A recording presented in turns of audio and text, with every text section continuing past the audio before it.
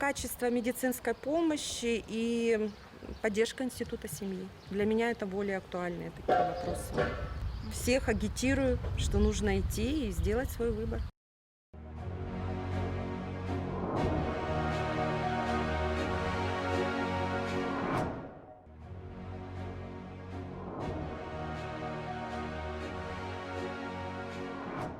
Предлагается внести поправку о защите материнства, отцовства и детства, а также поправку о обязанностях совершеннолетними детьми заботиться о своих родителях. Но я в целом поддерживаю эту поправку, так как считаю, что дети должны воспитываться в полной семье, где должны цениться уважительные отношения между детьми и родителями, и чтобы в старости быть уверенным, что о тебе позаботятся твои близкие.